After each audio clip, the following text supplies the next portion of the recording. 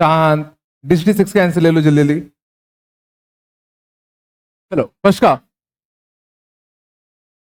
First का बॉम्बे नहीं है क्या? सेकंड का बॉम्बे, थर्ड का आगरा, बस बात नहीं करो। फोर्थ का, फोर्थ का चेन्नई, फिफ्थ का दिल्ली, सिक्स का, सिक्स का आगरा, सेवेंथ का दिल्ली, सेवेंथ नहीं है क्या? हाँ बता रहा हूं, there are 3 multiple choice question, each question has 4 choices. 3 question है, हर क्वेश्चन के 4 चॉइसेस हैं, ठीक है ना? तो टोटल तरीके इनको मार्क करने के, इसको मार्क करने के कितने तरीके? 4, इसको मार्क करने के 4, इसको मार्क करने के 4, टोटल 64 तरीके होते होते नहीं होते? अब उसने बोला ऐसे कितने वेज होंगे in which student can fail to get all answers correct, सारे आंसर सही हो जाए ऐसा नहीं होना चाहिए। तो सारे आंसर सही करने का एक ही तरीका तो होगा, तो वो अलग केस मैनेज कर दो। उसने कहा कितने ऐसे तरीके होंगे जिसमें किसी बच्चे के सारे आंसर सही ना हो, तो टोटल आंसर मार्क करने के तरीके इतने, उसमें से एक केस वो होता जब उसके सारे सही होते। नहीं आया तो एक केस माइनस करना पड़ेगा। नहीं है क्या? आ रहा नहीं आ रहा? चला आगे बोल दो। एट्थ का बॉम्बे आया नहीं आया? नाइन्थ का बॉम्बे, टेंथ का नहीं दिया था ना? नहीं दिया था ना? 11th का, 11th का बॉम्बे, और 12th का आगरा, 13 का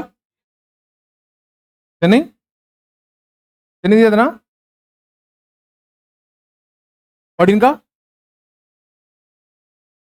बता रहा है, आराम से आराम से। हाँ पहले तुम लोगों को कार्ड्स आते हैं क्या? नहीं आते? शांत, इसमें नेट चलता है क्या?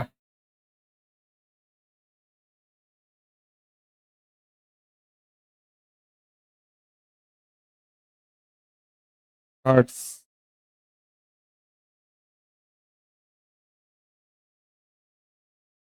टोटल 5, क्या लिखूं इसमें? शांत, बस बहुत क्वेश्चन आएंगे इसके तो देख लेना। आ गया ना? 152 डेन।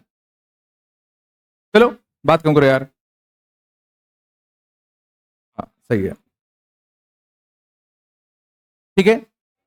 बस एक 52 डेक ऑफ कार्ड में, बस ये टोटल कितने पत्ते हैं? 52, ठीक है ना? इसमें आराम से, ठीक है, कुल मिला के तुम्हारे पास 4 सूट्स होते हैं,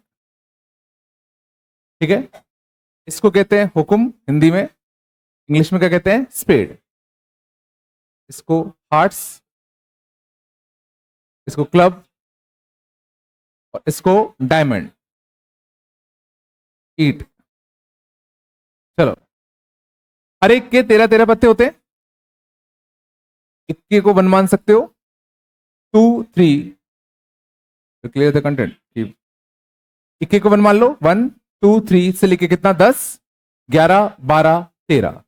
हर एक के कितने पत्ते होते हैं? 13 पत्ते होते हैं, इसलिए टोटल पत्ते कितने हो जाएंगे? 52। बोलो। तो टोटल एक डेक में कितने किंग होंगे? 4, 4 क्वीन होंगे, 4 जैक होंगे, सभी पत्ते 4-4 बार होंगे। टोटल ब्लैक पत्ते, स्पेड का कलर ब्लैक होता है, क्लब का कलर ब्लैक होता है, हार्ट का कलर रेड, डायमंड का कलर रेड। तो टोटल ब्लैक पत्ते, टोटल ब्लैक पत्ते कितने होते हैं? 26। टोटल रेड पत्ते भी कितने होते हैं? 26। इसमें आता है, इनमें फोटो बनी होती है, इनको कहते हैं फेस कार्ड्स। जिनमें फोटो बनी होती है उनको क्या कहते हैं? Face cards. कितने फेस कार्ड होते हैं? हर एक सूट के 3 3, तो 3 चौके 12, 12 तुम्हारे क्या होते हैं? फेस कार्ड्स होते हैं। ठीक है ना? तो मैं पढ़ा दूं, घर पे आके ले लेना, आगे चलते हैं। ठीक है, अब ध्यान देना क्वेश्चन क्या कह रहा है। क्वेश्चन अच्छा है। हमने दो 52 कार्ड के डेक लिए और इनको मिक्स कर दिया, तो तुम्हारे पास 104 पत्ते आ चुके हैं, आ चुके हैं। अब तुम्हें अच्छा ये बताओ, इन 104 पत्तों में स्पेड के किंग कितने होंगे? दो स्पेड के किंग होंगे। इसमें डायमंड के एस कितने होंगे? दो डायमंड के एस होंगे। क्वेश्चन क्या कह रहा है कि हमें एक बंदे को 26 पत्ते देने हैं और उस बंदे के पास कोई भी दो कार्ड ऐसे नहीं होने चाहिए जिसका सूट एंड डिनोमिनेशन दोनों सेम हो। है ना, जो नंबरिंग होती है ना, A 2 3 4, इसी को हम लोग क्या कहते हैं? डिनोमिनेशन कहते हैं। इसी को हम लोग क्या कहते हैं? डिनोमिनेशन। ये जो नंबर होता है, सूट वही स्पेड क्लब हार्ट, उसको हम लोग क्या कहते हैं? सूट कहते हैं। ठीक है, तो इसने कहा कि हमें एक बंदे को 26 पत्ते देने हैं और उसके पास कोई भी दो पत्ते ऐसे ना जाएं जिसका सूट और डिनोमिनेशन दोनों सेम हो। मतलब किसी भी एक बंदे के पास दोनों स्पेड के किंग नहीं जाने चाहिए, दोनों डायमंड के एसेस नहीं जाने चाहिए। हमारा काम क्या है? अगर उसने कोई भी रिस्ट्रिक्शन इंपोज नहीं किया होता तो सीधा 104 में से 26 पत्ते देने के इतने तरीके होते होते। लेकिन उसने एक, समझ गए ना, एक दिक्कत दे दी कि दो सेम टाइप के पत्ते उस पर नहीं जाए। चलो, तो अब बताओ इन 104 में हमारे पास डिफरेंट टाइप ऑफ कितने पत्ते हैं? इसमें डिफरेंट टाइप ऑफ पत्ते तो अपने पास 52 ही होंगे। तो इन 52 टाइप में से 26 टाइप पहले मैं सिलेक्ट कर लूं कि कौन से 26 टाइप ऑफ पत्ते मैं उस बंदे को दूंगा। मान लो मैंने सिलेक्ट किया कि भाई मैं स्पेड का किंग दूंगा, हार्ट का एस दूंगा, क्लब के क्वीन दूंगा। ठीक है ना, ये ऐसे मैंने 26 पत्ते सिलेक्ट कर लिए, ये 26 पत्ते मैं उस बंदे को दूंगा। अब मैं स्पेड का किंग उस बंदे को देने गया, तो फिर सवाल उठेगा कि मेरे इसमें दो स्पेड के किंग है, तो कौन सा वाला स्पेड का किंग दूं? इस वाले डेक का कि इस वाले डेक का? तो एक स्पेड का किंग देने के दो तरीके हैं। चला, पहले मैंने ये डिसाइड किया कि टोटल मेरे पास जो 52 पत्ते थे उसमें से कौन से 26 पत्ते मैं उस बंदे को दूंगा। पहले मैंने वो सोच के तैयार कर लिया। तो मैंने सोचा भाई उसको मैं ये वाला एक पत्ता दूंगा, इसका एक पत्ता, इसका एक पत्ता, ऐसे मैंने डिसाइड कर लिया। अब मुझे उसको एक स्पेड का किंग देना है, तो क्वेश्चन उठेगा कौन सा वाला स्पेड का किंग, क्योंकि तुम्हारे पास तो दो स्पेड के किंग होंगे ना। फिर तुमने सोचा मैं उसका हार्ट का एस दूंगा, तो फिर क्वेश्चन उठेगा कौन सा वाला, इस वाले का कि इस वाले का। फिर तुमने सोचा मैं उसको क्लब का क्वीन दूंगा, कौन से वाले का? नहीं आया, नहीं आया। कितना आएगा? 52 C 26, 2 की पावर 26।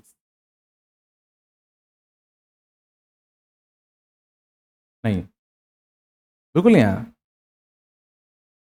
बोलो यार।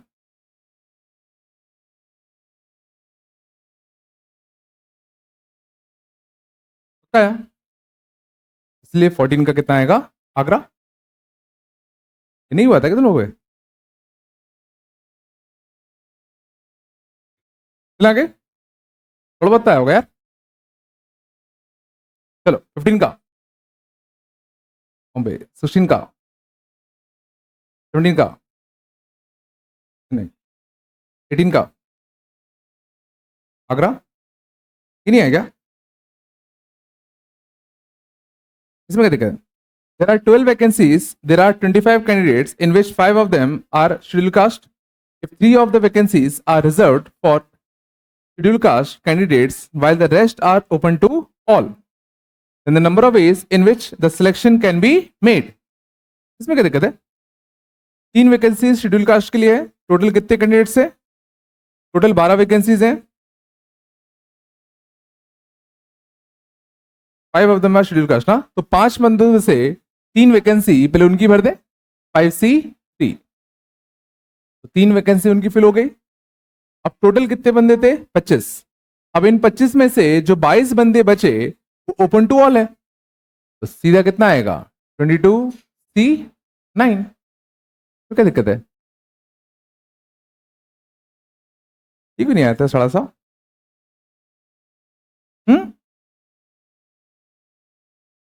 आगे चलो. 19 का आगरा, 20 का चेन्नई, 21 का बॉम्बे, 22 का बॉम्बे, 23 का आगरा, 24 का बॉम्बे, 25 में नहीं दिया होगा. हाँ 26 27 दे क्या? नहीं दी क्या? चलिए ना. 26 का 25 अभी नहीं आएगा.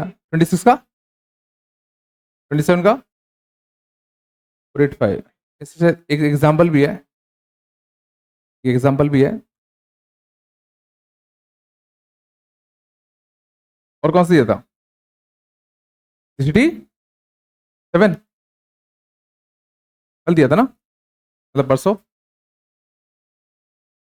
हटा तो क्या? पक्का. चलो अगला जाओ. सिटी 7 कौन कौन सा दिया था? फर्स्ट का दिल्ली, सेकंड का, थर्ड का. थर्ड दिया था क्या मैंने? हाँ. थर्ड का बॉम्बे नहीं आया हो क्या भाई? पैलोग्राम और रेक्टेंगल एक ही बात है. 4 set of parallel lines intersecting another set of 3 parallel lines. 4 set of parallel lines intersecting another set of 3 parallel lines. वही एक पैलोग्राम बनाने के लिए भी जैसे रेक्टेंगल के लिए क्या चाहिए होता था? 2 वर्टिकल लाइन और 2 हॉरिजॉन्टल लाइन. तो 2 वर्टिकल लाइन सेलेक्ट करने के कितने तरीके? 3C2. 2 हॉरिजॉन्टल लाइन सेलेक्ट करने के कितने तरीके?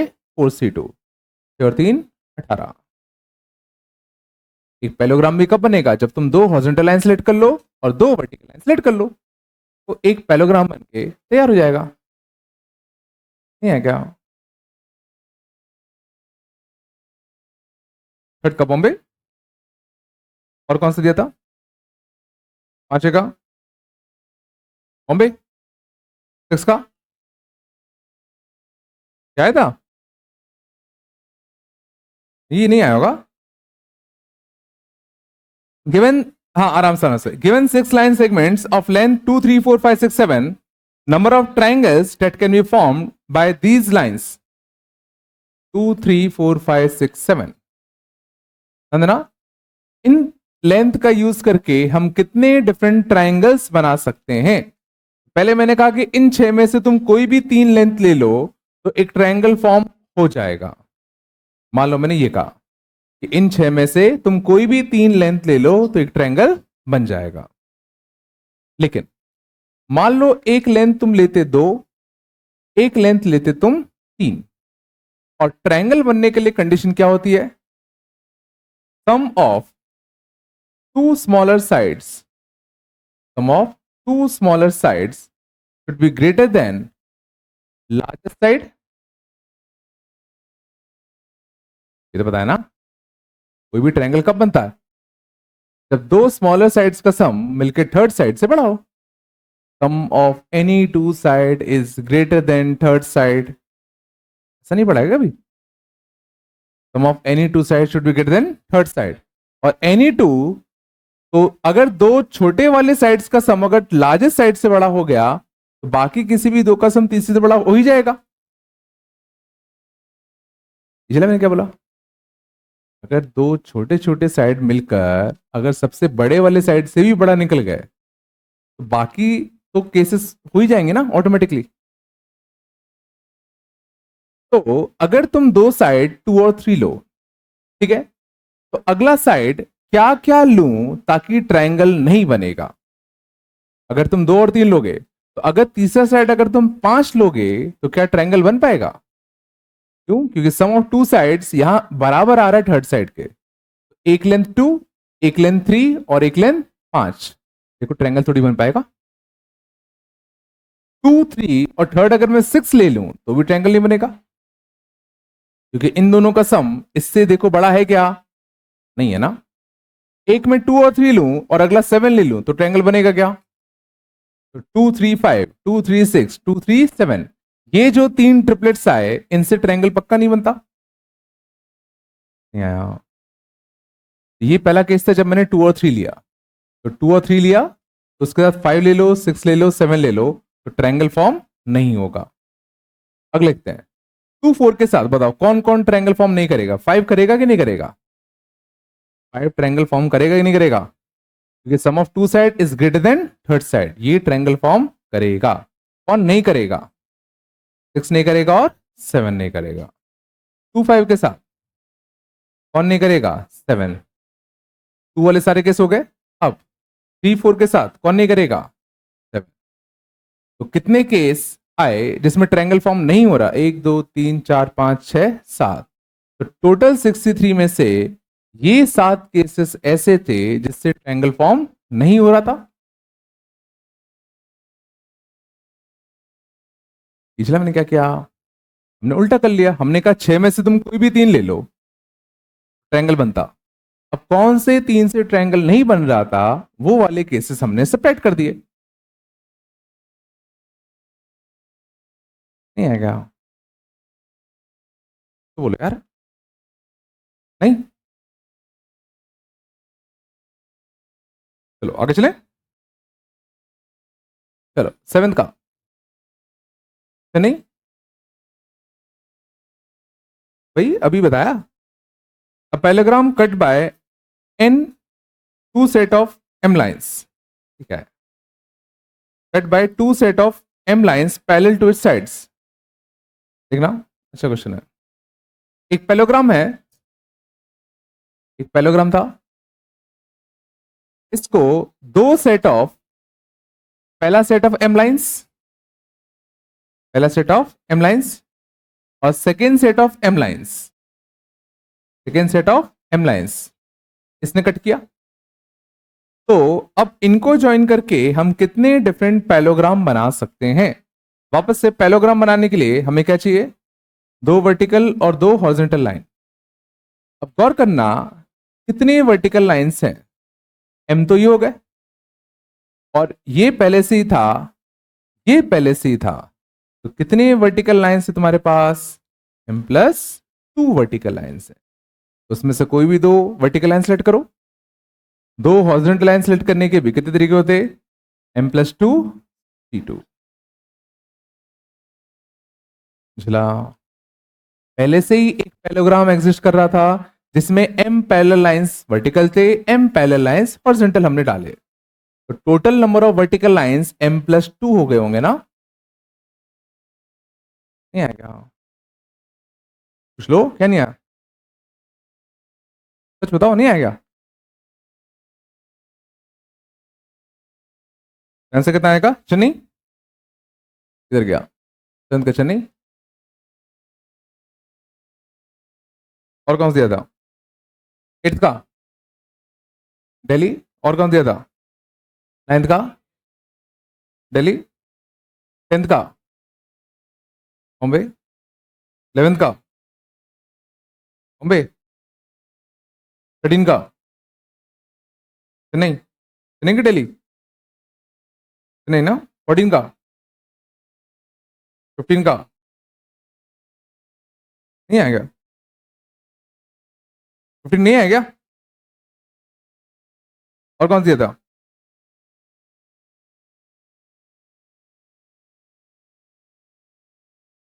का बताना है ना?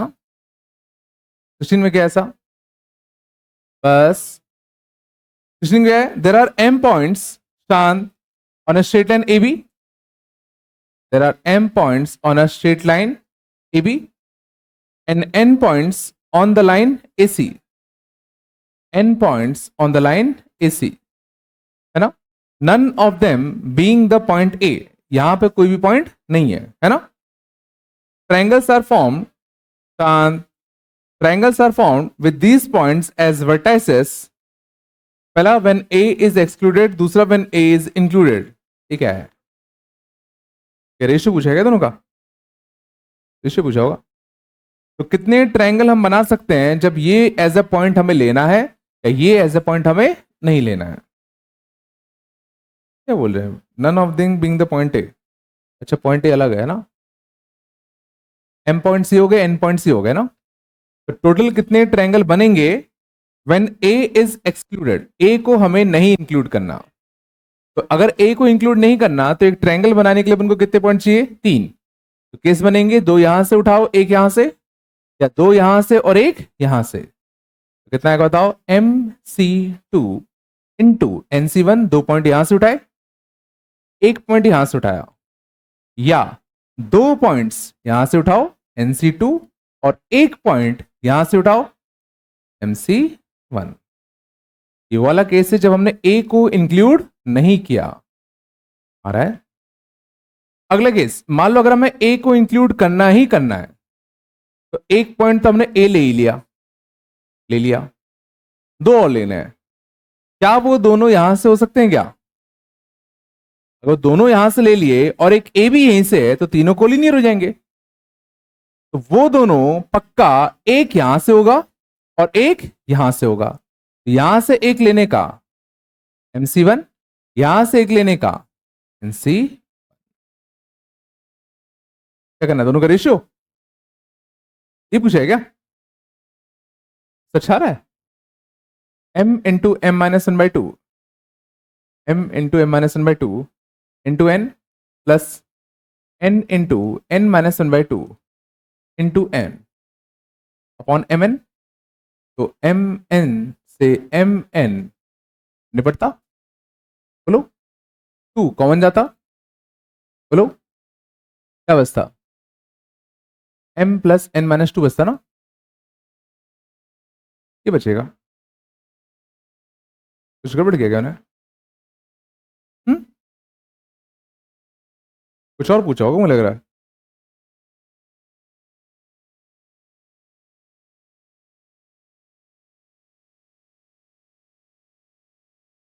अच्छा वो इनने वो लग किस लिए है? मतलब ए को जब नहीं लेना और ए को जब ले सकते हो, ऐसा होगा ये क्वेश्चन. सेकेंड पार्ट में ए को ले सकते हो तो ये पार्ट प्लस ये पार्ट आएगा, तब आंसर आएगा शायद. सेकेंड पार्ट ऐसा मान लो ए पार्ट ए ले सकते हैं तो ये तो आएगा ही आएगा, प्लस एक केस और ऐड हो जाएगा, तब आंसर आएगा वाला. ठीक है, लॉजिक समझ में आ गया ना?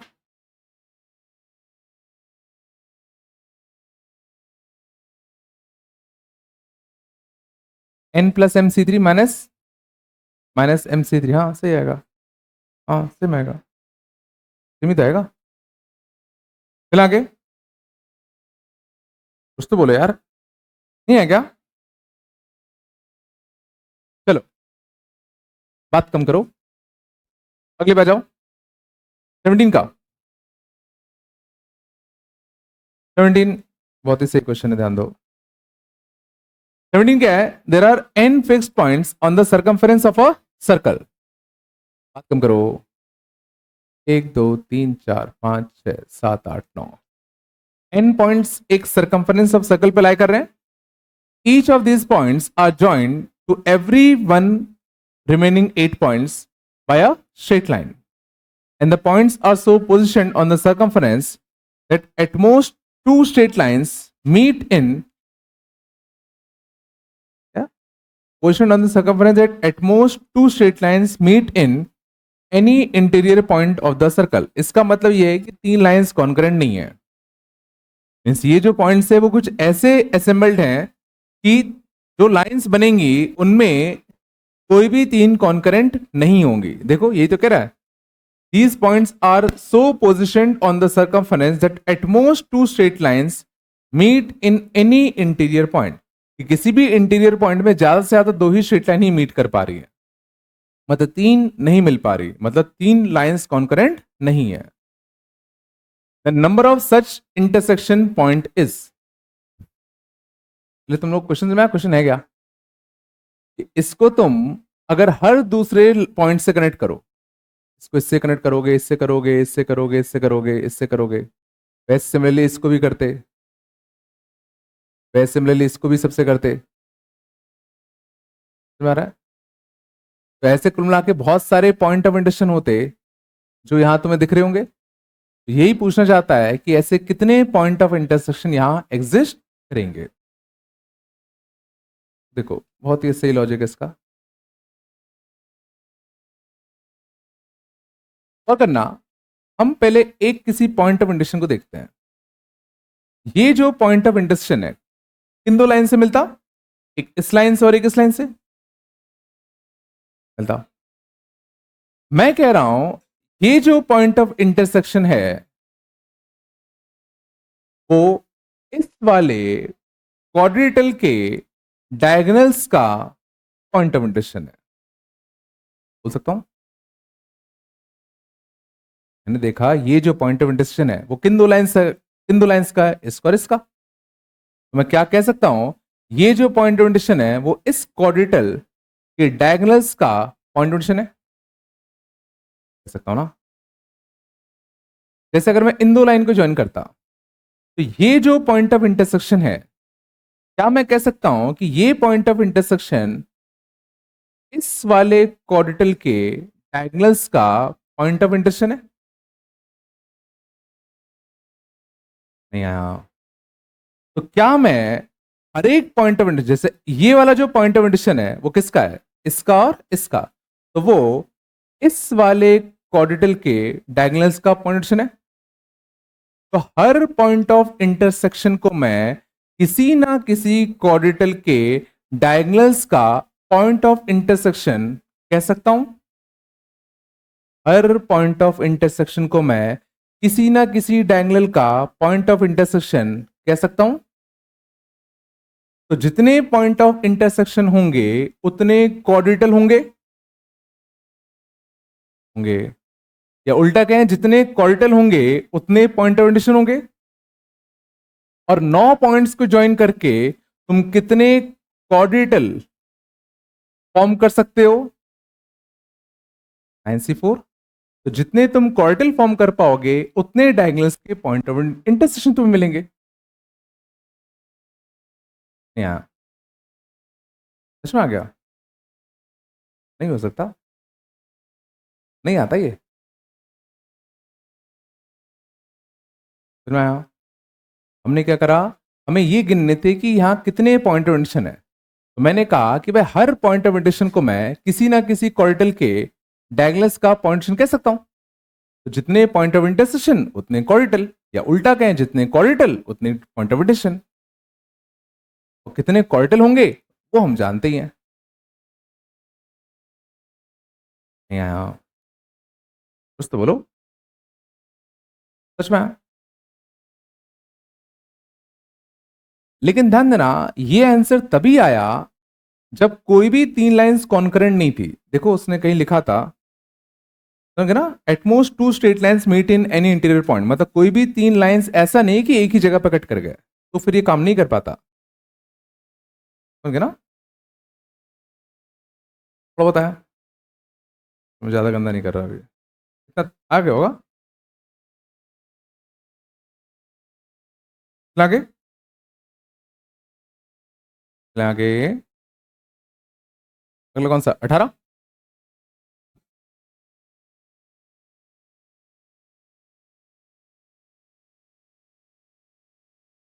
Given 11 points, out of which 5 lie on one circle, 5 lie on one circle, and बाकी जो 6 हैं वो रैंडम है. शांत. क्या बोला गया है? Then the maximum number of circles that can be drawn so that each contains at least 3 of the given points. तो ये नंबर ऑफ सर्कल ही तो पूछेंगे. नंबर ऑफ सर्कल कितने हैं? एक सर्कल बनाने के लिए कितने पॉइंट चाहिए होते हैं? 3. बट अगर तीनों तुम इसके लोगे तो क्या वो सर्कल बनाएगा क्या? नहीं बनाएगा। बट एक तो बनता। यही नहीं है तुम लोगों को? यही पूछ रहे हो ना? तो क्लास का क्वेश्चन नहीं है। एक सर्कल बनाने के लिए कोई भी 3 पॉइंट ले लो, तो 11 में से कोई भी 3 ले लो। बट अगर तीनों इसमें से होते तो क्या सर्कल बनता क्या? एक तो बनेगा ना। ये तुम लोग को आता है नहीं आता भाई? आगे अगला कौन सा? 21, बहुत अच्छा। नहीं आया होगा। हाँ ऐसे कुछ आता है। क्वेश्चन देखना क्या है? Determine the number of parts in which n lines out of which no two are concurrent divides the plane। बस पहले समझो क्वेश्चन क्या कह रहा है। एक प्लेन है, ठीक है ना?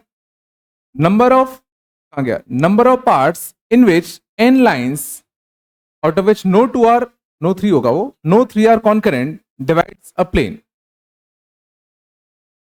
मतलब देखो क्या है, ये एक प्लेन है। अब इस प्लेन में तुम्हें कितने पार्ट दिख रहे हैं? एक पार्ट दिख रहा है बड़ा वाला, एक ही पार्ट है ना अभी। हेलो, अगर मैं एक लाइन बनाऊंगा इसके कितने पार्ट हो गए? तो पहले ही एक था, एक बढ़ गया। अगर मैं एक और लाइन बनाऊंगा तो कितने पार्ट दिख रहे हैं? 4। ऐसा मानो 2 पार्ट बढ़ गए। 2 लाइन अगर हमने बना दिए तो टोटल कितने पार्ट हो गए उसमें? 4। अगर मैं 3 लाइन बनाऊंगा तो कितने पार्ट दिख रहे हैं? 1 2 3 4 5 6 7। 7 पार्ट दिख रहे नहीं दिख रहे?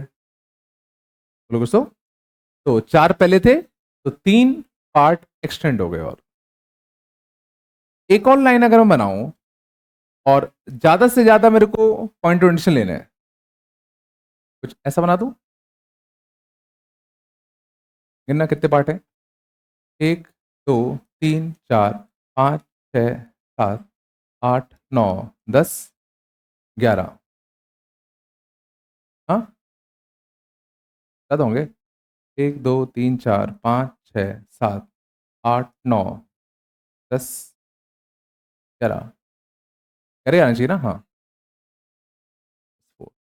कुछ पैटर्न दिखा? कुछ पैटर्न दिखा? जब एक लाइन हमने ड्रॉ किया तो 1 + 1 कितने पार्ट हो गए? 2 लाइन ड्रॉ किए तो सीरीज यहां तक गई। 3 लाइन ड्रॉ किए तो सीरीज यहां तक गई।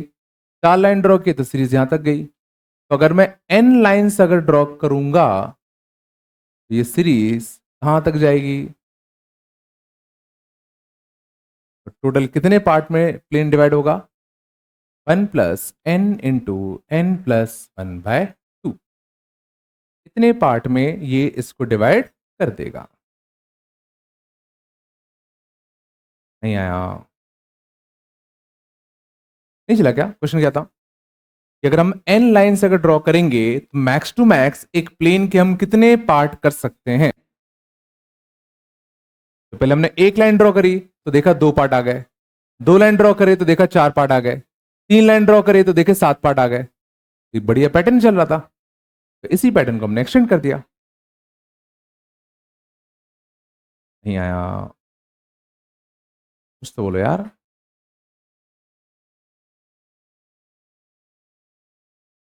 तो नहीं पढ़ाई करोगे तो अंदर से गिल्ट होगा ना, और वो गिल्ट को तुम नहीं संभाल पाओगे।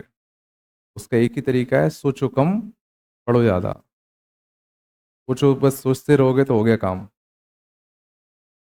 चलो थोड़ा बताया, आगे चलें। कहाँ पहुंचे? दिया था मैंने 22 दिया था क्या? नहीं दिया होगा रे। दिया था क्या? नहीं बना होगा। गंदा है बताया वो। बता दें चलो अभी यार, टाइम लगेगा उसमें बहुत। आगे चलें, 23 पे आ जाओ। 23 हो गया क्या? और कौन सा दिया था? 24 दिया था क्या? नहीं दिया होगा। 24 आज पढ़ाना है मेरे को। नहीं दिया होगा अभी, आज पढ़ाएंगे अपन। आज पढ़ेंगे 25 पे आ जाओ। 25 का नहीं, ये तो क्लास के था। 26 का, 26 का बॉम्बे, ये तो स्ट्रेट लाइन में आया होगा। ये क्वेश्चन स्ट्रेट लाइन में नहीं आया था अभी तक। Number of points with integral coordinates that lie inside the triangle whose coordinates are this, this and this. समझ जाओ, अच्छा क्वेश्चन है, ठीक ना, बहुत आता है ऐसा। कितने इंटीग्रल पॉइंट्स होंगे जो इस ट्रायंगल के अंदर लाई करेंगे? 0 0, बात कम करो। 21,0, 0,21, बात कम करो। ठीक है, चलो देखना इसको करने का तरीका क्या होता है। क्या मैं इस लाइन की इक्वेशन लिखना जानता हूं क्या? एक्स इंटरसेप्ट भी 21 है, वाई इंटरसेप्ट भी 21 है, तो x plus Y equal to 21, X by A plus Y by B equal to 1। पता ना भाई। अब मुझे ये पता करना है कि इस ट्रायंगल के अंदर कितने इंटीग्रल कोऑर्डिनेट्स होंगे। इंटीग्रल कोऑर्डिनेट माने, इंटीग्रल कोऑर्डिनेट माने क्या? इसमें एक्स और वाई दोनों क्या हो? इंटीजर्स हो। गौर करना मैं क्या कर रहा हूं, मैं क्या कर रहा हूं, एक एक डिस्टेंस पर हॉरिजॉन्टल लाइंस खींच रहा हूं।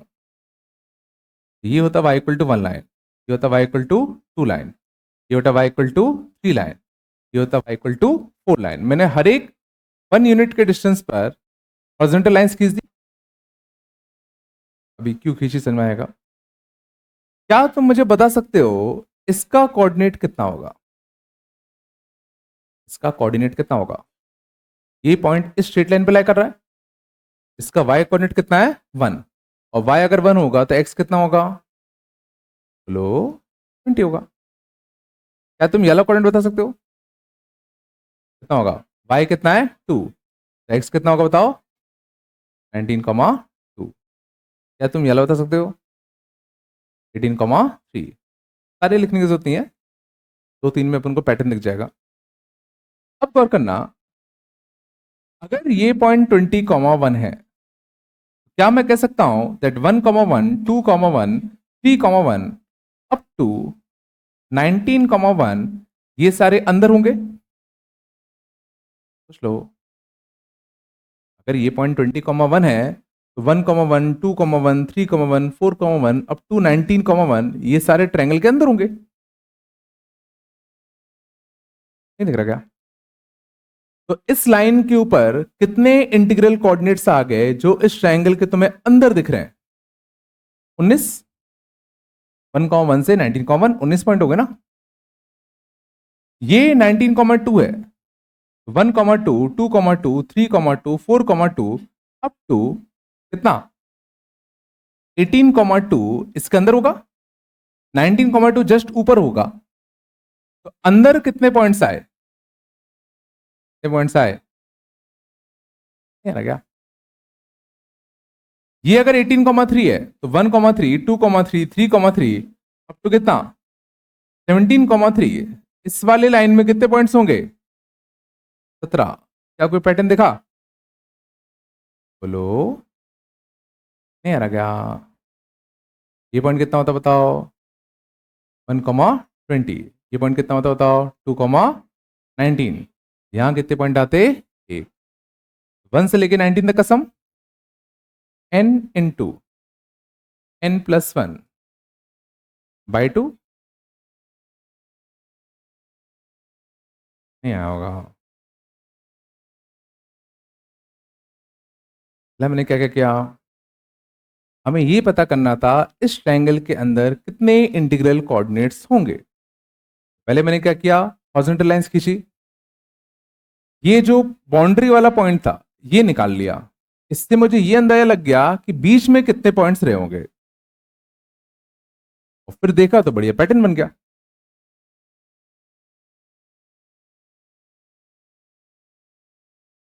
तो बोलो, बिल्कुल यहाँ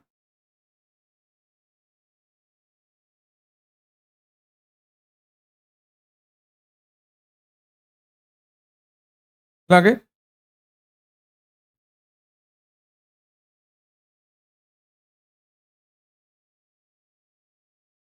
बस, और तो नहीं दिए ना? कल करेंगे, अपन पढ़ेंगे अब। थोड़ा बताया।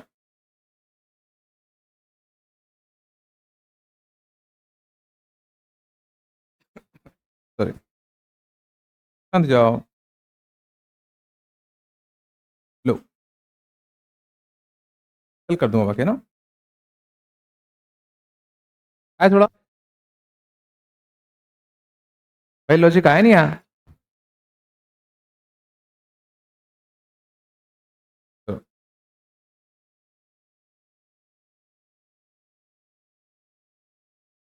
क्या चल रहा था अपना? ज्योमेट्रिकल।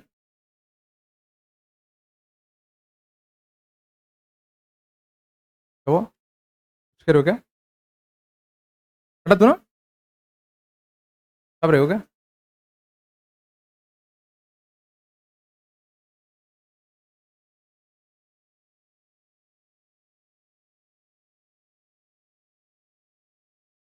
आगे चले, पक्का?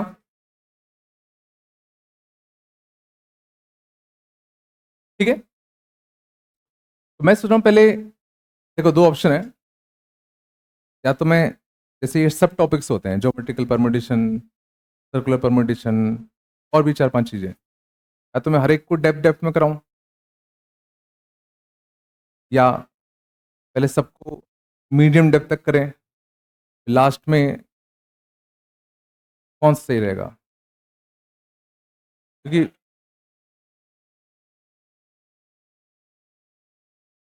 क्योंकि फिर वो मिक्स क्वेश्चन नहीं हो पाएंगे, फिर वो दिक्कत वैसी होगी। ठीक है ना?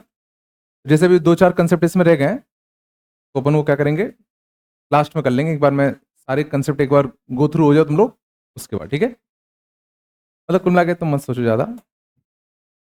ठीक है, मतलब ये है कि कुछ कुछ कंसेप्ट मैंने अभी इसमें छोड़ दिए हैं, वो अपन लेंगे, टेंशन मत लेना।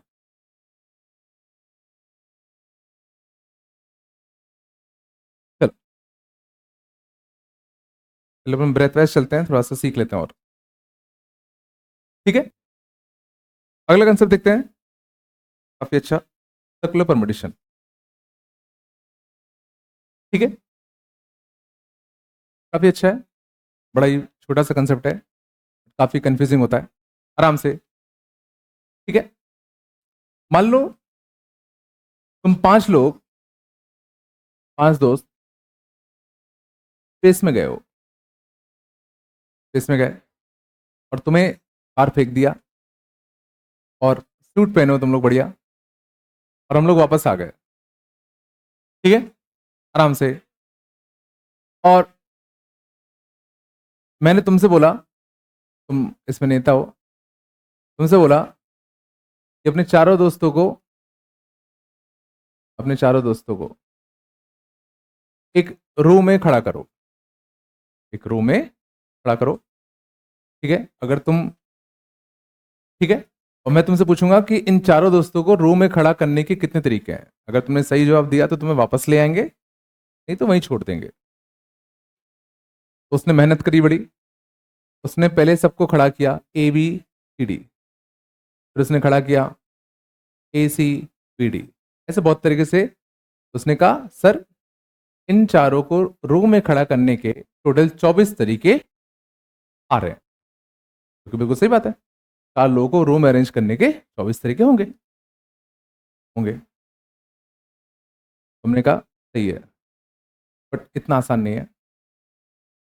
अब हमने उससे कहा, अब इन चारों को तुम एक सर्कल में अरेंज करो, और सर्कल में अरेंज करने के कितने तरीके हैं मेरे को बताओ।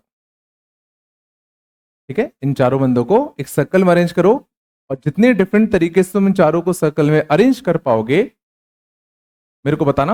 अगर तुम्हारा जवाब सही होगा तो तुम सबको वापस लाया जाएगा। तो इसने बहुत मेहनत करी, इसने बढ़िया चार कुर्सियां लगाई। ठीक है, और बोला तुम चारों जाके बैठ जाओ, मैं तब तक कुछ खा पी के आता हूं। चारों बैठ गए, ए बी सी डी। ठीक है, उसने देखा, उसने कहा एक तरीका, फिर उसने कहा चलो मैं कुछ खा पी के आता हूँ, पोहा खा के आता हूँ, तुम दोनों चेंज हो जाओ, है ना। तो वो गया, तो तब पहले ए यहाँ, बी यहाँ, सी यहाँ, डी यहाँ, ए यहाँ, बी यहाँ, सी यहाँ, डी यहाँ, ऐसे बैठे थे। अगली बार वो फिर चला गया घूमने फिरने। अगली बार इन्होंने कहा अच्छा सर ने कहा है कि भाई चेंज हो जाओ, तो सब लोग उठे और अपनी अपनी सीट बदल ली। ए यहाँ आ गया, बी यहाँ आ गया, सी यहाँ आ गया, डी यहाँ आ गया। चूंकि स्पेस था वो कहीं भी चला गया घूमने, तो आके देखता है और भयंकर गाली बकता सबको कि मैंने तुमसे कहा था उठ के बैठ जाना कहीं और, तुम लोग उठे ही नहीं। तो ये बड़े कंफ्यूज बच्चे, यार ये क्या हुआ, हम तो उठ के बैठ गए, तो सर तो कहे तुम चेंज ही नहीं हुए। तो क्या तुम्हें समझ में आया कि ये गुस्सा क्यों हो रहा है? समझो, ये तो अपने हिसाब से इनने सही काम किया। सर ने कहा था कि जाके अपनी सीटें बदल लो, तो ए यहां चला गया, बी यहां चला गया, सी यहां, डी यहां, तो बदल लिया। लेकिन जब इसने आके देखा तो इसको कुछ डिफरेंस लगा ही नहीं, है ना। बस तुम्हें ये चीज समझनी है। जरा सोचो, बिल्कुल स्पेस है, कुछ नहीं है आसपास, देखने के लिए कुछ है ही नहीं। पहले यहाँ ए था, यहाँ बी था, यहाँ सी था, यहाँ डी था। मैंने देखा तो भाई ए है, ए के राइट में बी है, लेफ्ट में डी है, बी के राइट में सी है, लेफ्ट में ए है। फिर सब लोगों ने ऐसी पोजीशन पलट ली, ए यहाँ, बी यहाँ, सी यहाँ, डी यहाँ। अभी भी जब मैं आके देखूंगा तो मुझे क्या लगेगा, ए के राइट में बी है, लेफ्ट में डी है, बी के राइट में सी है, लेफ्ट में ए है, तो कुछ चेंज हुआ ही नहीं। ये समझ में आया? और ये सब क्यों हो पा रहा है? क्योंकि ध्यान देना, सब चीजें बात चल रही है स्पेस में। अगर सेम चीज मैं इस रूम में करूं तो तुम डिफरेंस पकड़ लोगे। जो ए यहां खड़ा करूं, बी यहां, सी यहां, डी यहां, और मैं चला जाऊं, और तुम उसको ऐसे रोटेट कर दो, मतलब ए यहां, बी यहां, सी यहां, डी यहां, तो मैं बता दूंगा कि इन लोगों ने अपनी पोजीशन बदली है। क्यों? क्योंकि यहां पे बोर्ड है, एक रेफरेंस पॉइंट है। पहले बोलूंगा पहले बोर्ड के बगल में ए खड़ा था, अब बोर्ड के बगल में डी आ गया है। लेकिन जब भी हम पीएनसी में बात करते हैं तो हम ये मान के चलते हैं कि कोई भी रेफरेंस पॉइंट क्रिएटेड नहीं है, बिल्कुल अंधेरा है, वहां पर कुछ है ही नहीं।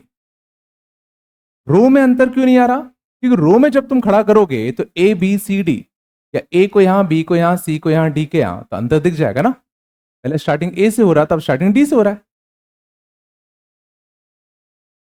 थोड़ा सा मीन्स सर्कुलर अरेंजमेंट में समझना, ए बी सी डी, ये अरेंजमेंट, ये अरेंजमेंट, ये अरेंजमेंट सब सेम है, ऑल आर सेम।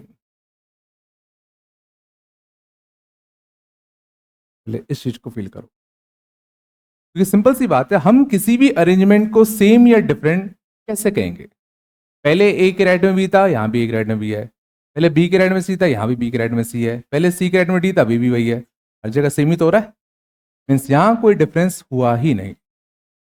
तो इन सब अरेंजमेंट्स को हम लोग क्या करेंगे? सेम कहेंगे। मीन्स अगर किसी भी सर्कुलर अरेंजमेंट तुम चीजों को ऐसे ऐसे ऐसे घुमाते रहो तो कोई भी नया अरेंजमेंट क्रिएट नहीं होगा। समझ में आया? तो बोलो, चलो थोड़ा सा पहला कंसेप्ट। तो अब इसको ये दिक्कत समझ में आ गई कि अच्छा भाई ये दिक्कत है। दिक्कत क्या है कि रेफरेंस नहीं है, रेफरेंस पॉइंट नहीं है, तो मैं गिनना कहां से स्टार्ट करूं पता ही नहीं है।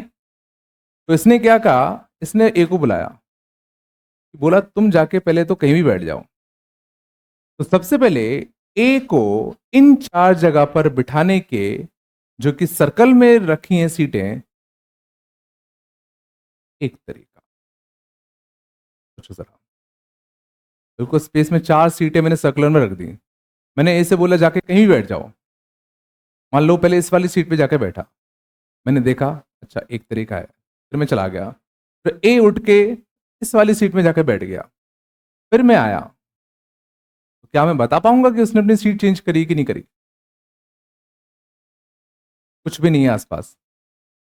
रो में सोचो ऐसा नहीं होता। रो में अगर मैंने चार सीटें लगाई होती और ए यहां बैठा होता तो वो अलग होता, यहां बैठा होता तो अलग होता, मुझे दिखता कि भाई एक सीट यहां खाली बची है। बट सर्कल में अगर ए पहले यहां बैठा और फिर यहां बैठा, हम डिफरेंस तो बता ही नहीं पाएंगे। ये चीज क्लिक नहीं करती। इजला कि सर्कल में पहले बंदे को बिठाने के हमेशा एक तरीका होगा। सर्कल में फर्स्ट पर्सन को बिठाने का एक तरीका।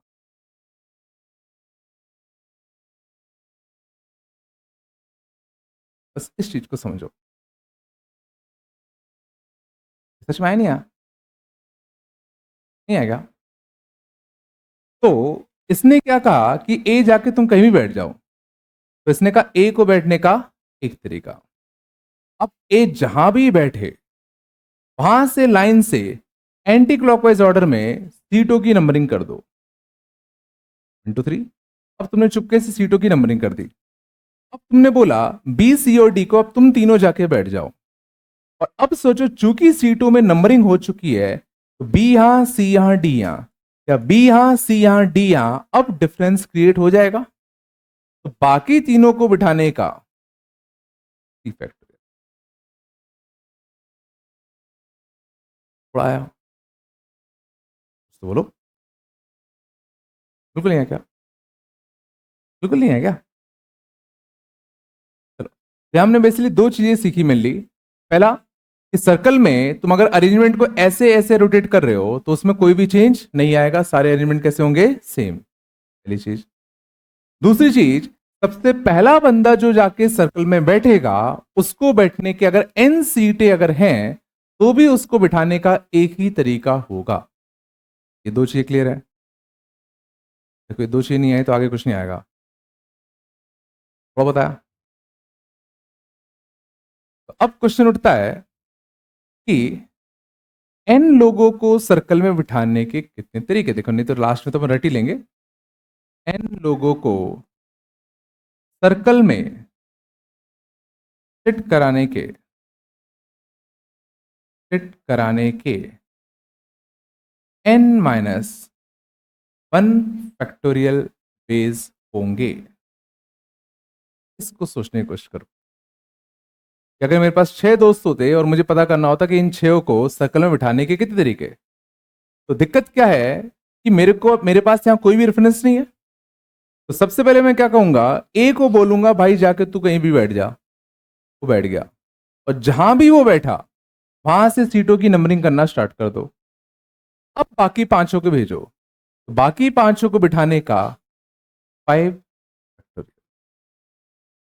अगर ये आया तो ठीक, नहीं तो रट लो कि एन लोगों को सर्कल में बिठाने के n-1 फैक्टोरियल वेज होते हैं। सभी यही करते हैं, ठीक है ना? तो एन लोगों को रो में बिठाने के कितने तरीके होते हैं? n factorial. बट सर्कल में बिठाने के कितने होंगे? n-1 factorial.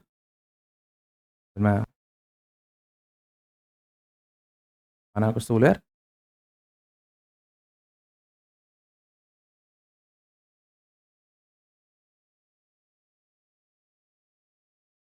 है पक्का? ठीक है। तो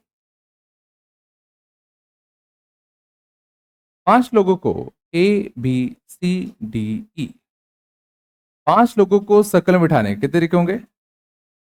4 पेटल मतलब कितने वेज होंगे? 24 होंगे, नहीं होंगे? तो बोलो इन 24 में बताना क्या ये केस और ये केस सेम है? मतलब क्या ये दोनों केस इन 24 में होंगे क्या? क्या ये दोनों केसेस इन 24 केसेस में शामिल होंगे कि नहीं होंगे?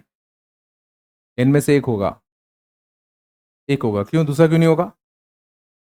क्योंकि दोनों अरेंजमेंट समझ में आ रहा है, सेम है। मैंने कुछ नहीं किया, इसको बस ऐसे रोटेट कर दिया, वही तो बना है। कोई डिफरेंशिएट कर ही नहीं पाएगा ना इस वाले अरेंजमेंट और इस वाले अरेंजमेंट में। समझ में आ रहा है? तो ये दोनों केसेस तुम्हारे कैसे हैं? सेम है, इनमें कोई भी डिफरेंस नहीं है। बोलो कुछ तो। अगर A B C D E को ऐसे बिठाया जाए तो क्या ये दोनों केस सेम है कि डिफरेंट है?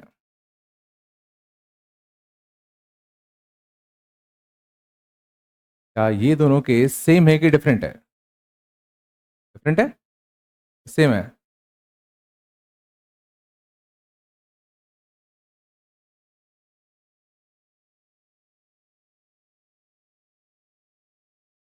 जो राम, काम, घनश्याम, एक और कुछ ले लो, परशुराम। ठीक है, राम श्याम घनश्याम परशुराम।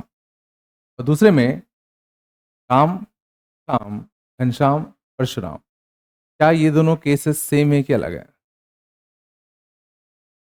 राम, श्याम, घनश्याम, परशुराम। राम, श्याम, घनश्याम, परशुराम। सेम है कि अलग है? तुम आए, तुम यहां देख रहे हो, राम के राइट में कौन बैठा है? श्याम। राम के लेफ्ट में कौन बैठा है? परशुराम। यहां पर राम, श्याम, घनश्याम, परशुराम, तो राम के लेफ्ट में कौन है? श्याम। राम के राइट में कौन है? परशुराम। तो उसमें राम के राइट में श्याम था, इसमें राम के लेफ्ट में श्याम है। अलग है कि नहीं है ना? Means these two arrangements are different. और ये क्या है? Clockwise arrangement. ये इसी का क्या है? Anti clockwise arrangement. Means in n-1 factorial ways में, शांत जाओ, clockwise and anti clockwise arrangements are considered as different, are considered as different.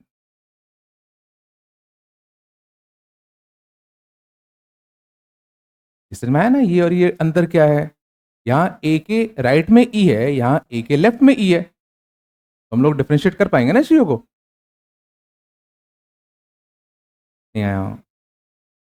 Means अगर तुम किसी अरेंजमेंट को सीधा ऐसे रोटेट कर रहे हो तो कोई डिफरेंस क्रिएट नहीं होगा। हाँ, बट एक क्लॉकवाइज अरेंजमेंट को तुमने अगर एंटी क्लॉकवाइज में कन्वर्ट कर दिया तो बिल्कुल डिफरेंट अरेंजमेंट क्रिएट होगा। ठीक है? और सर्कल में बिठाने के लिए क्या करते हैं? पहले किसी एक बंदे को भेज दो, उसको बिठाने का एक तरीका, जैसे वो बैठा रेफरेंस क्रिएट हो गया, तो अब क्वेश्चन सिंपली किसका हो जाएगा? रो का, क्योंकि अब तुमने सीटों में नंबरिंग कर दी होगी। वो बताया, बाकी तो बहुत आसान है।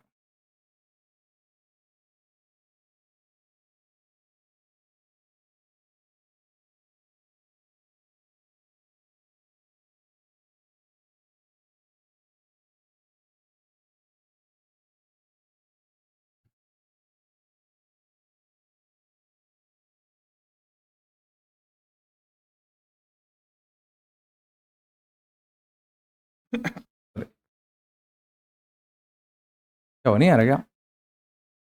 तुम लोग को ज्यादा जल्दी होता है क्या? समझ में आता नहीं आता ये सब? हो गया?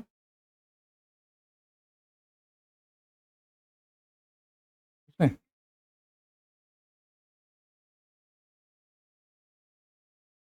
चल, चल आगे।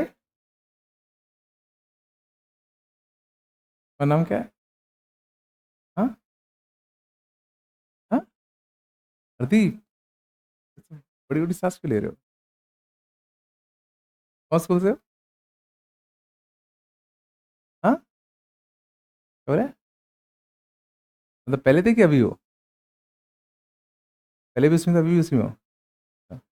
सुबह का तारा।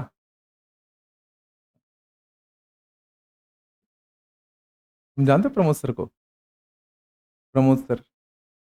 हाँ, अच्छा सर।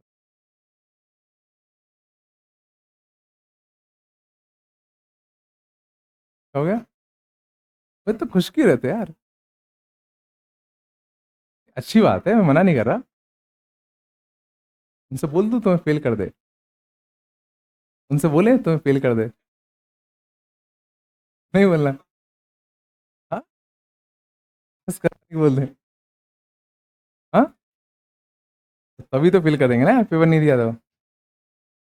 चलो, मैं कर रहा हूँ, बढ़िया है, हंसते रहो। पढ़ा दो ना?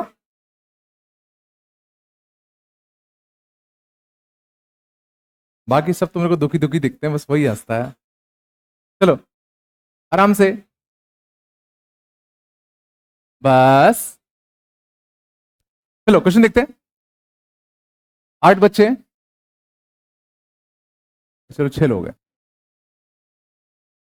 Are to be arranged in a circle, are to be arranged in a circle. 6 लोगों को हमें सर्कल में अरेंज करना है। बस पहला पार्ट, कोई दिक्कत नहीं है, कैसे भी अरेंज करो चलेगा। तो 6 लोगों को सर्कल में अरेंज करने के, n लोगों को सर्कल में अरेंज करने के n-1 का फैक्टोरियल। तो 6 लोगों को सर्कल में अरेंज करने के फैक्टोरियल, या तो एस समझो या एस समझो कि सबसे पहले तुमने P1 को भेजा और P1 से कहा तुम कहीं भी जाके बैठ जाओ। तो P1 को कहीं भी जाके बैठने का एक तरीका। अब एक बार P1 बैठ गया, तो बाकी जो बची 5 सीटें हैं उसमें नंबरिंग कर दो। तो बाकी जो 5 लोग जाएंगे उनको बिठाने का 5 फैक्टोरियल। या है तो ठीक, नहीं तो फॉर्मूला रट लो, n-1 फैक्टोरियल। ठीक है। अगला मान लो था P1 P2 wants to sit together, P1 P2 wants to sit together। P1 P2 को साथ में रहना है, क्या करें? बिल्कुल P1 P2 को मान दे। बचे कौन से? P3 P4 P5 और P6। आना कुछ तो बोलो। तो कितनी एंटिटीज है तुम्हारे पास? 1 2 3 4 और 5। 5 एंटिटीज को सर्कल में अरेंज करने का 4 फैक्टोरियल, एक कम फैक्टोरियल। अब जिनको तुमने बांधा था वो आपस में भी तो अरेंज हो सकते थे, इंटू 2 फैक्टोरियल। नहीं आया? नहीं आ क्या? हो गया? P1 P2 को साथ में रहना था, उनको बांध दिया। 4 और एक एंटिटी 5, 5 एंटिटीज को सर्कल में अरेंज करने का 4 फैक्टोरियल, जिनको बांधा था उनको आपस में अरेंज करने का 2 फैक्टोरियल। नहीं आ रहा क्या? बस मान लग रहा था P1 P2 doesn't want to sit together,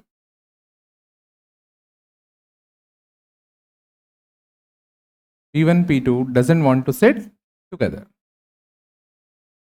क्या करते? तो टोटल केसेस में से वो वाले केस सेपरेट कर दो जब P1 P2 साथ में बैठे हो। बोलो है ना? टोटल केसेस में से वो केस सेपरेट कर दो जब P1 P2 साथ में बैठे हो। या दूसरा तरीका देखना, या तो जिनको हमें साथ में नहीं बिठाना होता था उनके लिए हम लोग क्या यूज करते थे? Gap method. गैप मेथड क्या कहता है? जिनको साथ में नहीं बिठाना उनको कुछ देर के लिए भगा दो। बचे कौन से? P3 P4 P5 और P6। तो P3 P4 P5 P6 को सर्कल में बिठाने के फैक्टोरियल। अब सोचो P3 P4 P5 और P6 सर्कल में बैठ चुके होंगे। अब अगर हमें P1 P2 को साथ में नहीं बिठाना तो क्या करूं? कितने गैप्स हैं? रो में याद करो, 4 लोगों के बीच में कितने गैप होते थे? 5। बट सर्कल में 4 लोगों के बीच में कितने गैप होंगे? तो 4 में से हमें कितने गैप चाहिए? और उसमें क्या करो? P1 P2 को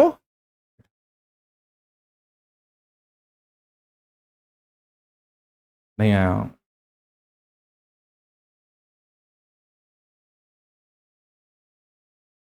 कुछ तो बोल दो। पक्का?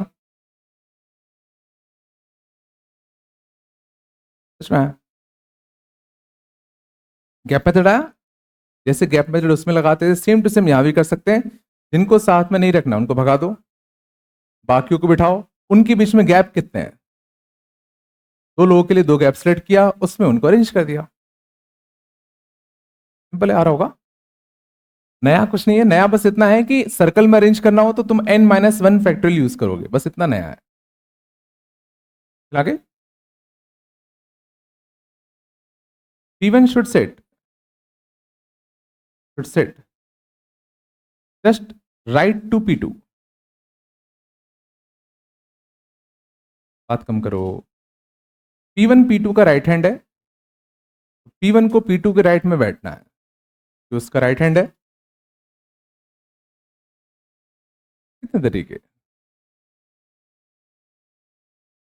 P1 को P2 के जस्ट राइट में बिठाना है, तो P1 को P2 के जस्ट राइट में बिठाना है।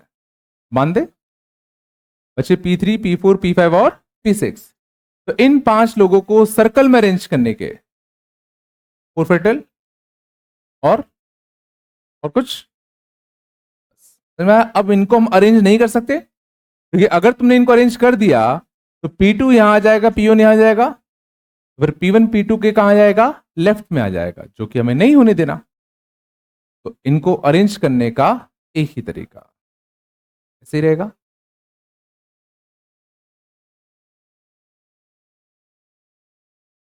होगा, सिंपल है।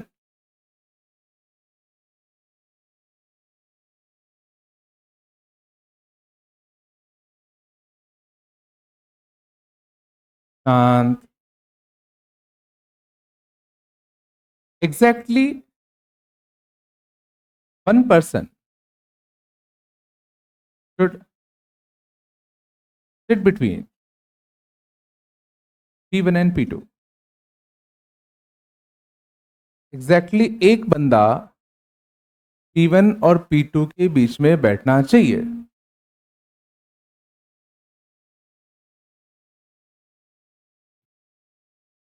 कैसे करोगे?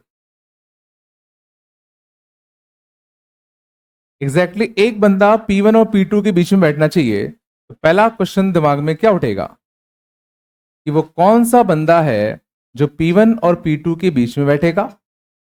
और C1 एक बंदा सिलेक्ट किया, उसको इन दोनों के बीच में रख दिया, और फिर तीनों को बांध दो। अब हमें ये तीनों साथ में चाहिए ना। P1 P2 के बीच में एक बंदा सेलेक्ट किया और C1, इन तीनों को बांध दो। तो बचे 3, ये बंद गए, 3 और बचे, तो कितनी एंटिटी हो गई? 4 एंटिटी को तुम्हें किस में अरेंज करना है? सर्कल में। तो 4 एंटिटी को सर्कल में अरेंज करने का फैक्टोरियल है ना। अब जिनको तुमने बांधा था उनको आपस में अरेंज करोगे, उनको आपस में अरेंज करने के कितने तरीके? समझ में आया? इन 3 को अरेंज करने के सिर्फ 2 फैक्टोरियल तरीके होंगे, क्योंकि बीच वाला बंदा तो यहीं बैठेगा। हाँ, P1 यहां और P2 यहां स्विच कर सकते हैं। ये बंदा तो बीच में बैठना चाहिए ना, तो ये और यही तो सिर्फ स्विच कर पाएंगे। तो सोच पा रहे होगे? पक्का ना?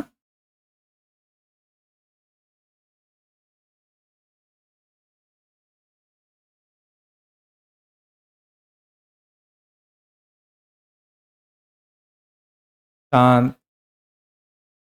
अगला था P1 P2 P3 should sit alternately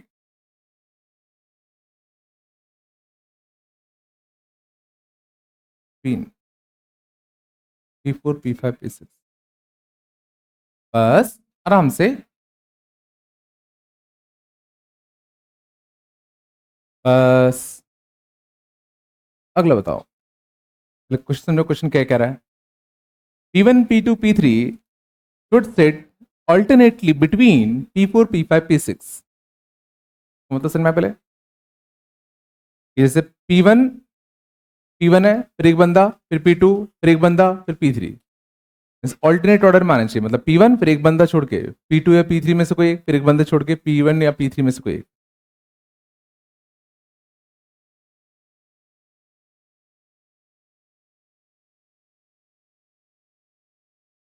क्या करोगे? हाँ बिल्कुल। तो पहले P1 P2 P3 को हटा दे, तो P1 P2 P3 को हटाते तो P4 P5 P6 को बिठा दे। तो P4 P5 P6 को सर्कल में बिठाने के कितने तरीके? Two factor. तो P4, P5 और P6 बैठ चुके होंगे। अब P1, P2, P3 को बुलाओ। तो P1, P2, P3 को बुलाते तो उनको सोचो इन तीन गैप्स में ही बनना है, अभी ऑटोमेटिकली वो अल्टरनेट आएंगे। तो P1, P2, P3 को इन तीन गैप्स में बिठाने के कितने तरीके? क्या?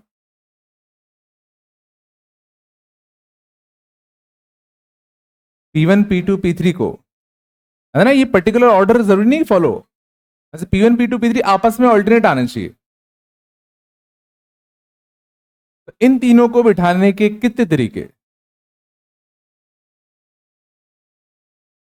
कितने? एक तरीका, दो तरीके, कितने तरीके?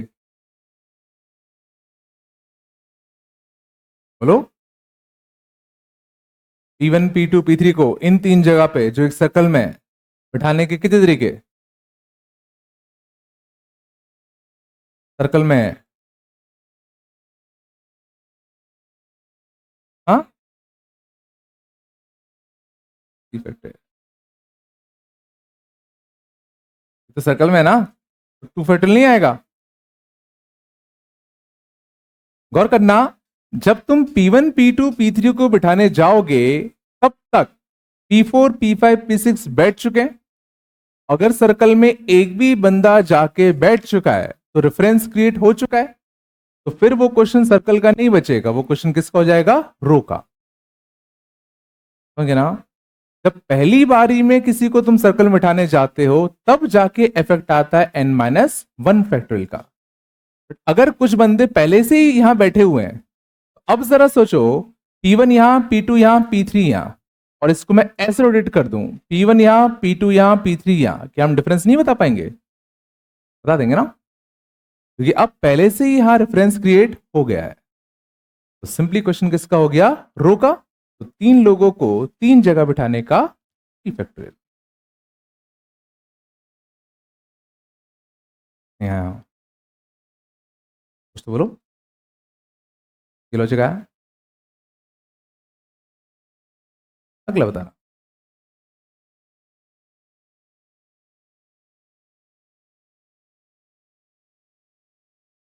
Number of arrangements in which no two arrangements in which no two arrangements in no two arrangements all shall have same neighbor.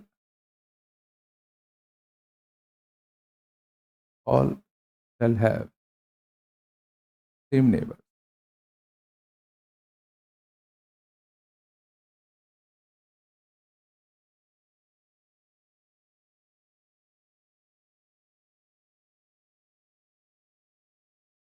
Number of arrangements in which no two arrangement all shall have the same neighbors. थोड़ा ये अटपटा है, मतलब किन्हीं भी दो ऐसे कितने अरेंजमेंट्स होंगे जिसमें किन्हीं भी दो अरेंजमेंट में सबके नेबर सेम ना हो। मीन्स यहां जो ए बी सी डी के नेबर थे, सेम टू सेम वही के वही नेबर्स यस वाले अरेंजमेंट में ना हो। उल्टा सोचो, दो अरेंजमेंट मेरे को बताओ, जैसे एक अरेंजमेंट हुआ A B C D E, एक और अरेंजमेंट मेरे को बताओ जिसमें सबके नेबर सेम बने रहेंगे और वो एक डिफरेंट अरेंजमेंट हो। सोच पा रहे हो?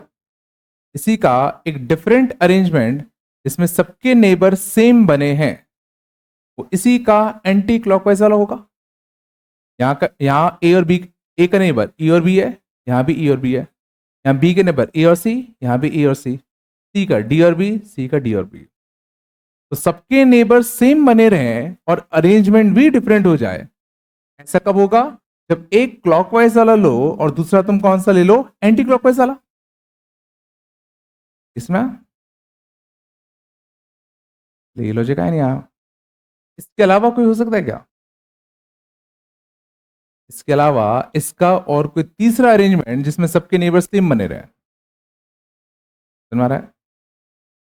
मीन्स इन 5 लोगों को अगर तुम सर्कल में अरेंज करते तो टोटल कितने डिफरेंट अरेंजमेंट्स आते 5 लोगों को अरेंज करने के? कार्पेटल मतलब 24 डिफरेंट अरेंजमेंट्स मिलते? मिलते नहीं मिलते? इसमें एक ये होता तो उसका एंटी क्लॉकवाइज ये होता, एक ये होता तो एक इसी का एंटी क्लॉकवाइज ये होता। अगर सोचो तुम 12 अरेंजमेंट क्लॉकवाइज वाले करोगे तो मैं 12 अरेंजमेंट एंटी क्लॉकवाइज वाले बना सकता हूं, और इसमें सबके नेबर सेम है, इसमें और इसमें सबके नेबर सेम है। तो अगर मेरे को पता करना है कि मैं कितने डिफरेंट अरेंजमेंट्स ले सकता हूं जिसमें किन्हीं भी 2 अरेंजमेंट में सबके नेबर सेम ना हो, तो क्यों ना मैं इन 12 को ले लूं। अगर मैं ये 12 अरेंजमेंट्स अगर सिलेक्ट करता तो इन 12 में किन्हीं भी 2 अरेंजमेंट में सबके नेबर सेम नहीं है, ये नहीं आया होगा, नहीं है ना? समझो 5 लोगों को अरेंज करने के टोटल कितने तरीके थे? 4 पेटल, मतलब कितने अरेंजमेंट? 24। मानते हो? उन 24 में एक अरेंजमेंट ये था, मैंने कहा एक इसका एंटी क्लॉकवाइज वाला होता, एक ये था, एक इसका एंटी क्लॉकवाइज वाला होता, एक और कोई होता तो दूसरा उसका एंटी क्लॉकवाइज होता। ऐसे 12 क्लॉकवाइज वाले अरेंजमेंट होते, 12 एंटी क्लॉकवाइज वाले अरेंजमेंट होते। अब इन 24 में से मैं कितने अरेंजमेंट सेलेक्ट कर सकता हूं जिनमें किन्हीं भी 2 अरेंजमेंट में सबके नेबर सेम नहीं है? मैं कह रहा हूं ये 12 अरेंजमेंट तुम उठा लो, इन 12 में किन्हीं भी 2 के सारे नेबर सेम नहीं है, क्योंकि इसका नेबर सेम तो सेम इसके साथ होता ना, बट तुमने ये लिया तो ये तो लिया ही नहीं ना, ये लिया तो ये नहीं लिया, ये लिया तो ये नहीं लिया। तो इन 12 में क्या कोई ऐसे 2 अरेंजमेंट है क्या जिसमें सबके नेबर सेम है? नहीं है। अब ज्यादा हो गया, ज्यादा हो गया ना? मतलब सिंपल सी बात है, no 2 arrangements all shall have the same neighbours. तो सिंपली सारे क्लॉकवाइज वाले अरेंजमेंट उठा लो, सारे क्लॉकवाइज वाले अरेंजमेंट्स उठा लो, और टोटल अरेंजमेंट्स कितने लोग थे अपने पास? 6 थे क्या? 6 थे, कितने थे? 6 लोगों को सर्कल में उठाने के कितने होते? 5 फैक्टल तरीके। इन 5 फैक्टल में से आधे अरेंजमेंट क्लॉकवाइज के होते, आधे अरेंजमेंट एंटी क्लॉकवाइज के होते। तो सारे क्लॉकवाइज वाले उठा लो, इनमें से तुम किन्हीं भी 2 अरेंजमेंट को अगर चेक करोगे तो सबके नेबर सेम नहीं हो सकते, क्योंकि हर एक का तुमने एंटी क्लॉकवाइज वाला तो लिया ही नहीं ना।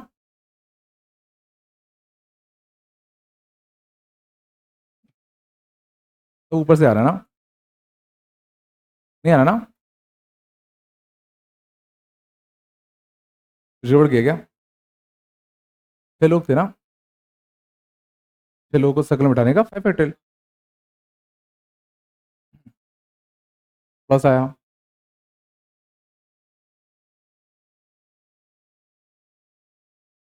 चलो, बेसिकली क्या है, सारे क्लॉकवाइज वाले अरेंजमेंट्स अगर तुम उठा लोगे तो कोई भी 2 अरेंजमेंट तुम्हें ऐसा नहीं मिलेंगे जिसमें सबके नेबर सेम होंगे।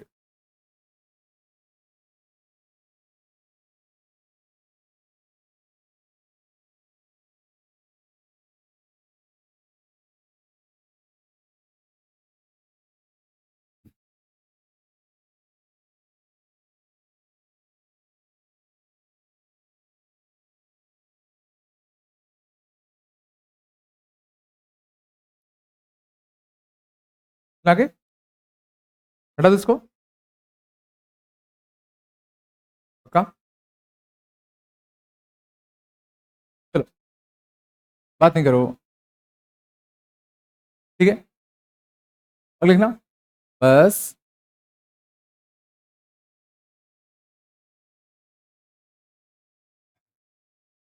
मान लो तुम, ठीक है, नेकलेस बनाते हो, हमारी ज्वेलरी की दुकान है, ठीक है, ज्वेलरी की दुकान है, मैं तुम्हारे पास 4 डायमंड लेके गया, मैंने तुमसे बोला भाई मेरे को एक नेकलेस बना के दे दो, और जितने तुम नेकलेस बनाओगे तो मेरे से भाई 1,000 रुपये लेते रहना, ठीक है ना।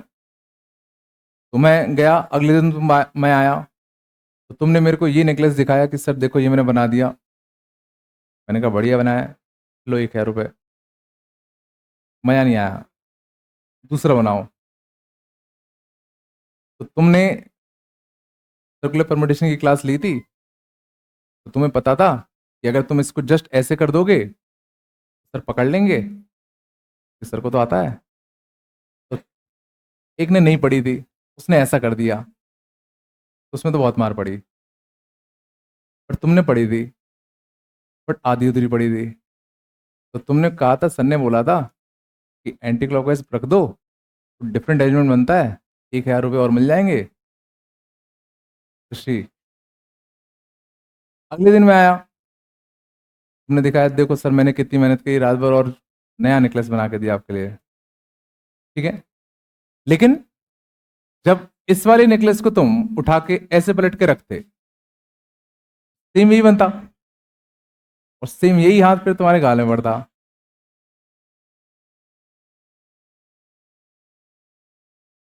इसमें क्या हुआ, मीन्स अभी तक हम जितने भी क्वेश्चन कर रहे थे उसमें हम लोग क्लॉकवाइज और एंटी क्लॉकवाइज में चीजों को अरेंज करने को एक डिफरेंट तरीके से काउंट करते थे, ये काम करने का अलग तरीका, ये काम करने का अलग तरीका।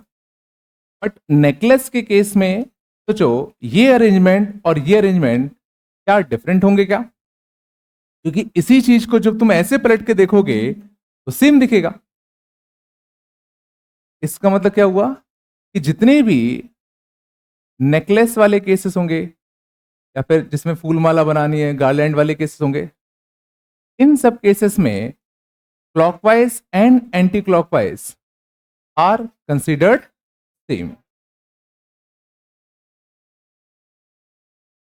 पिछला मैंने क्या बोला कि अगर तुम नेकलेस बना रहे हो 5 चीजों से, तो उस केस में फिर तुम क्लॉकवाइज अरेंजमेंट और एंटी क्लॉकवाइज अरेंजमेंट को डिफरेंट नहीं कह सकते, क्योंकि मान लो मैंने 5 तुम्हें मोतियां दी, इन 5 मोतियों से तुमने मान लो ये नेकलेस बनाया, और अगली बार तुमने क्या किया, इन्हीं 5 मोतियों को एंटी क्लॉकवाइज अरेंज कर दिया।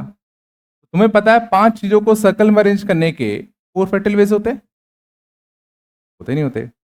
और इन 4 फैक्टल वेज में क्लॉकवाइज वाले कितने होते हैं, 12, और एंटी क्लॉकवाइज वाले भी कितने होते हैं, 12। लेकिन ये नेकलेस और ये नेकलेस बिल्कुल सेम है, क्योंकि इसको जब तुम ऐसे पलट के रखोगे तो यही तो बनेगा। मीन्स इस बार 5 मोतियों से एक नेकलेस बनाने के टोटल 24 तरीके ना होके सिर्फ 12 तरीके हों। नहीं आया, मीन्स n आइटम्स का यूज करके नेकलेस फॉर्म करने के कितने तरीके होंगे, n-1 फैक्टोरियल बाई 2। पिछला बाई 2 क्यों आया, क्योंकि अब नेकलेस और गार्लैंड के केस में एंटी क्लॉकवाइज और क्लॉकवाइज ये दोनों भी तुम्हारे कैसे हो जाएंगे, सेम ही हो जाएंगे। लोगों में ये दिक्कत नहीं आ रही थी, जब हम 4 जैसे 5 लोगों को मैंने बिठाया A B C D E, और इनको मैंने अब उल्टे ऑर्डर में बिठाया A B C D E, तो एक बार तुमने इनको देखा, एक बार तुमने इनको देखा, तो इन दोनों को हम डिफरेंट ही कहेंगे, क्योंकि इन लोगों को तुम ऐसे उठा के पलट के थोड़ी देख लोगे। लेकिन नेकलेस तो तुम उठा के ऐसे देख सकते हो ना, समझ में आ रहा है। लोगों में ऐसा नहीं हुआ था, नहीं आ रहा क्या, कुछ आ रहा है, नहीं आ रहा यार। तो नेकलेस और गार्लैंड के केस में हम लोग क्या करेंगे, एक एक्स्ट्रा बाई 2 लेंगे। और क्यों ले रहे हैं, क्योंकि इसमें क्लॉकवाइज और एंटी क्लॉकवाइज वाले डिफरेंट ना होकर कैसे हो जाएंगे, सेम।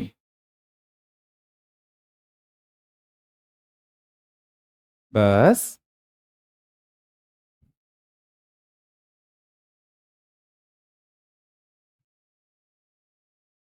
शांत।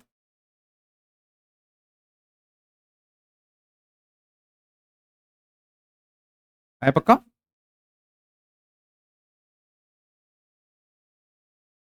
चलो, बात नहीं करो और लिखना।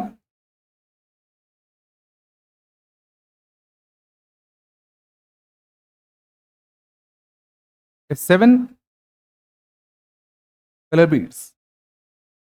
शांत।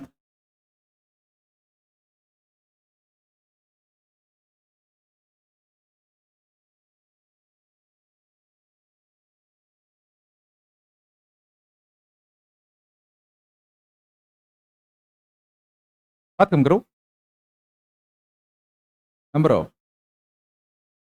Different garlands which can be formed। बात कम करो यार।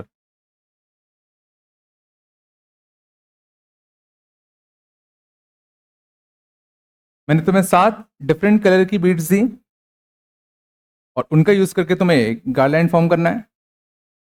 ठीक है, तो पहला केस, कोई रिस्ट्रिक्शन ना हो। तो कोई अगर रिस्ट्रिक्शन ना हो तो तुम कितने डिफरेंट गार्लैंड्स बना सकते हो? तो 7 बीड्स को सर्कल में अरेंज करने के कितने तरीके होते हैं? 6 फैक्टोरियल। लेकिन चूंकि गार्लैंड का केस है तो क्लॉकवाइज और एंटी क्लॉकवाइज वाले अरेंजमेंट कैसे हो जाएंगे? सेम। इसलिए हमें क्या करना पड़ेगा? एक बाई 2 और करना पड़ेगा।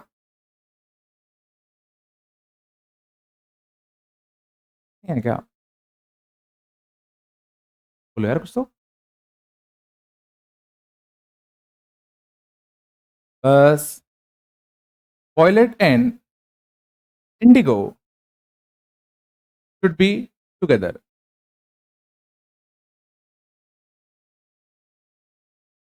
वॉयलेट और इंडिगो दोनों बगल बगल में होने चाहिए। क्या करोगे? क्या करोगे? वॉयलेट और इंडिगो बांध दे। बचे कितने? 5 और। 5 और एक एंटिटी 6। तो 6 एंटिटी को सर्कल में अरेंज करने का 5 फैक्टोरियल, है ना? और कुछ? वी और आई को आपस में अरेंज करने का 2 फैक्टोरियल। लेकिन क्लॉकवाइज और एंटी क्लॉकवाइज दो हो जाएंगे बाई 2। चला, वी और आई को बांधा, फिर वी और आई को आपस में भी तो अरेंज करते, फिर क्लॉकवाइज और एंटी क्लॉकवाइज दो आए थे, हमें एक ही लेना है तो बाई 2। सच में आ रहा है तुम लोग सब?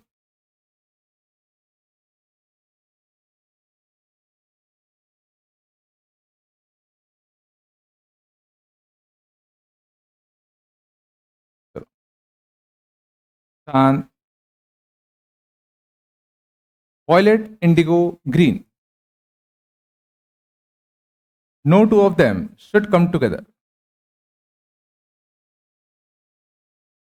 no two of them। बस बात नहीं करो यार।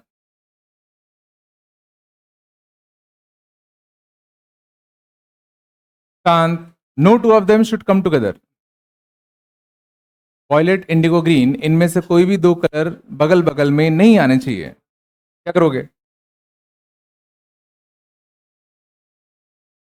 तो इनको गैप में भर देंगे। तो पहले वॉयलेट, इंडिगो, ग्रीन को हटा दो, बचे जो 4 कलर है उनको सर्कल में अरेंज कर दो।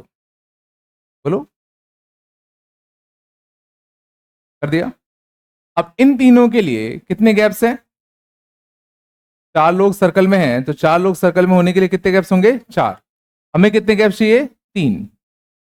4 में से 3 गैप सिलेक्ट करें, 3 फैक्टोरियल की 2 फैक्टोरियल, 3 की 2। इन तीनों को इन 3 जगह बिठाने का 3 फैक्टोरियल। लेकिन चूंकि गार्लैंड का केस है बाई 2। सबको आ रहा है?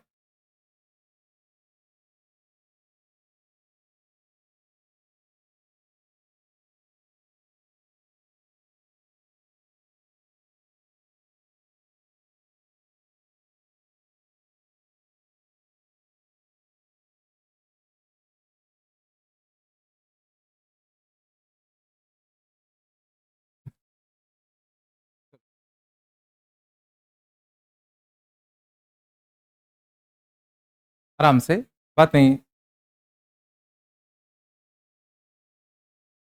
वॉयलेट के जस्ट राइट में इंडिगो आना चाहिए। वॉयलेट के जस्ट राइट में इंडिगो कलर का बीड आना चाहिए। बताओ चलो क्या आएगा आंसर। वॉयलेट के जस्ट राइट में इंडिगो आना चाहिए। इन दोनों को मान दोगे? बोलो, यही करोगे?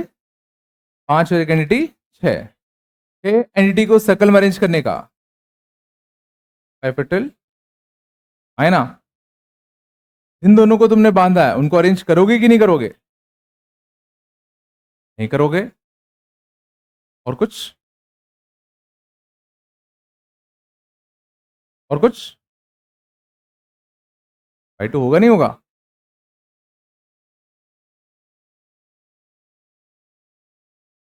I2 होगा कि नहीं होगा? I2 नहीं होगा?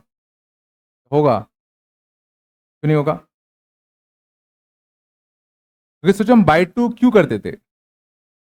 जब हमारे पास क्लॉकवाइज और एंटी क्लॉकवाइज दोनों अरेंजमेंट आ जाए, जैसे वॉलेट के जस्ट राइट में इंडिगो, बस इन 5 फैक्टोरियल में यह केस एक बार आया होगा।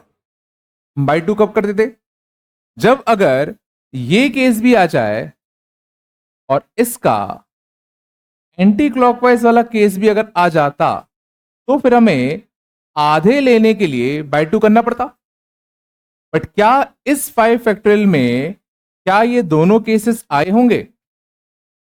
हमने सोचो इंडिगो को वॉलेट के राइट में ही रखा है, बट यहां देखो इंडिगो वॉलेट के कहां है? लेफ्ट में। तो ये केस सोचो इस 5 फैक्टोरियल में वैसे भी नहीं आया है, और जब ये केस इसमें आया ही नहीं है तो फिर बाय टू करने की जरूरत नहीं है। सीधा ये आंसर होगा, नहीं आया होगा। तो समझो हम लोग बाय टू करते क्यों थे? जब क्लॉकवाइज और एंटी क्लॉकवाइज दोनों अरेंजमेंट नेकलेस या गार्लैंड के केस में आ जाए तो हम बाय टू करते हैं। तो सिंपल सी बात है, ये जो तुमने 5 फैक्टोरियल लिखा, इसमें इंडिगो को तुमने वॉलेट के राइट में रखा, तो ये केस इसमें पक्का आया होगा। क्वेश्चन उठता है कि क्या इसका एंटी क्लॉकवाइज वाला वर्जन क्या इसमें आया था क्या? यहां तुमने हमेशा इंडिगो को वॉलेट के राइट में रखा है ना, बट ये केस कब आता? जब इंडिगो को तुम वॉलेट के लेफ्ट में रखते। ये केस तो वैसे भी इसमें नहीं आया ना, और अगर इसका एंटी क्लॉकवाइज वाला वर्जन आया ही नहीं तो बाय टू करने की जरूरत भी नहीं है।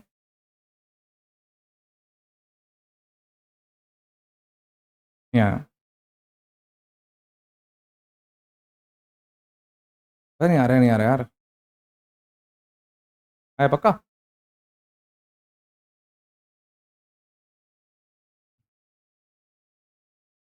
ठीक है, कल हो गए है ना बुकलेट। टाइम कितना? 3:30 है, 3:45 होता है।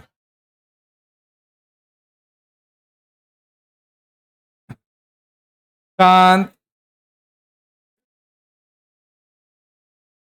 DCT 5, बस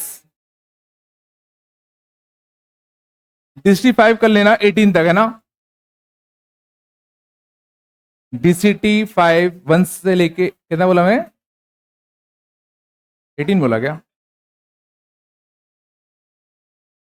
नहीं, 28 तक, सॉरी। 1 से लेके 28 तक, 28 तक ना।